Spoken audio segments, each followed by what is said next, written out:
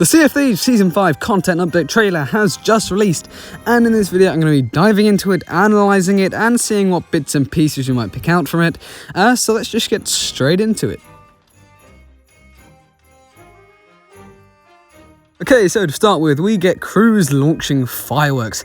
Now here you'll see the first glimpse of some cosmetics, and then fireworks as well. It's just the standard introduction to Sea of Thieves Season 5, the pre-content update trailer before they actually get into it, just has a few of the features. So then we get the title Sea of Thieves Season 5.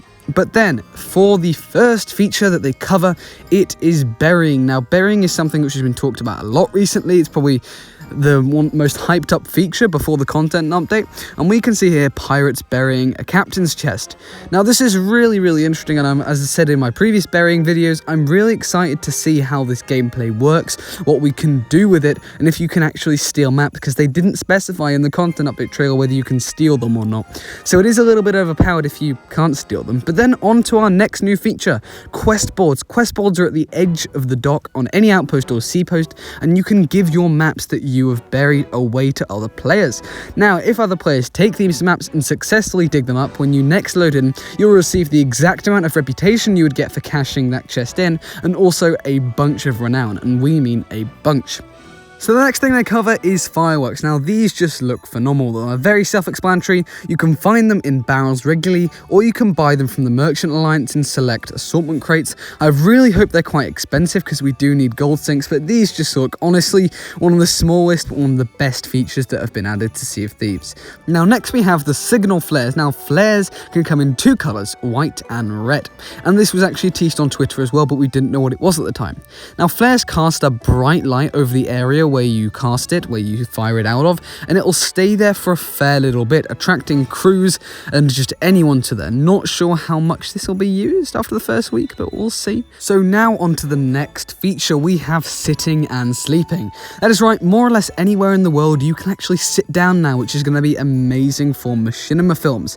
So you can sit down in the captain's chair, on docks, on the boat, wherever you want you can sit down. But now on to the more exciting of the two, sleeping. So you may recently remembered that the brig on the sloop was replaced with a bed. This is in preparation for this feature. On all boats, if you sleep, then it goes the sleep animation, you close your eyes, but you actually regen health. Now it's not overly fast, so not sure how well this is going to be used, but you do make a snoring sound and it's pretty funny, and so it's just a nice little quality of life feature.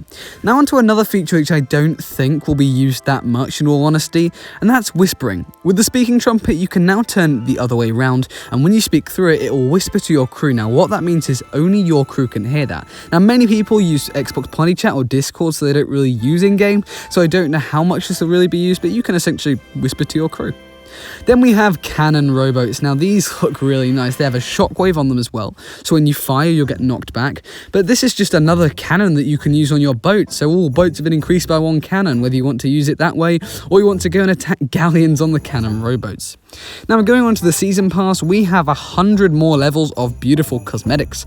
Now these look really nice. I think it's honestly the best season pass yet. We have the Bell Brigade set, which is sort of a Santa themed elf set, which in my opinion the hat could have been done a bit better, but apart from that it's a pretty solid set. Then we have the Ancient Gold Sails and Flag, as this is the season theme as with any other seasons, and for Pirate Legends we have Merrick's tankard like a shark tooth, and Captain Grimm's jacket, the Ashen Lord, which looks phenomenal. The emissary rewards this time are the sword and the pistol, very nice, and then the Athena ones are the figurehead and the hull, also very nice. Now, locked behind commendations, we have the party boat set, and I absolutely love this. It's a bilge rat themed fireworks set, and it just looks beautiful. You can also unlock the weapons through this, but you have to obviously complete the commendations. In the Plunder Pass, it is their most generous yet, with giving away 14 premium items, the majority of those being the Boreal Aurora set, I believe I've pronounced that right, with the collector stuff and non-collector stuff, and 3 different variants of the costume as well. Alongside that, there is a nice little emote, and obviously the costumes do have built-in emotes, as all costumes do from the Pirate Emporium. And then, actually speaking of the Pirate Emporium, in there we have some Captain Barbossa stuff. This has been wanted for so long since A Pirate's Life, and it's a pretty random time for them to add it now, but you can see the built-in emote is an apple themed, and it looks phenomenal.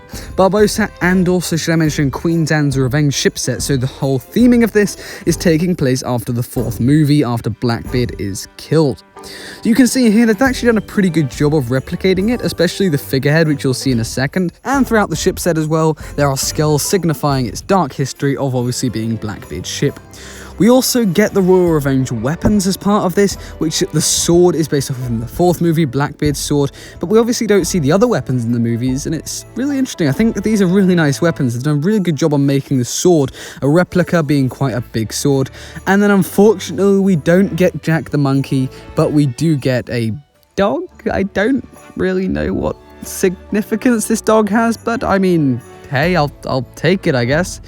Then we also have a bunch more emotes in the Pirate Emporium, some more weapon emotes like they've been doing recently, and also the new showcase or camera themed emotes, which you can do. I don't know, they're themed if you want to take a photo of your crew, say cheese emotes or whatever. Very interesting. But also in the Pirate Emporium is the Frozen Horizon equipment.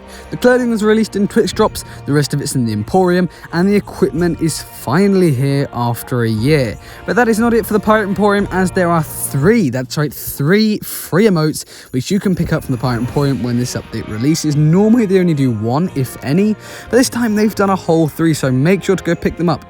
Aside from that, we're also getting 3 new shanties: Ballad of the Mer, which is a classic Sea of Thieves song, Row Row Your Boat, and Infernal Gallop, which is aka the Can, if you guys know what that song is.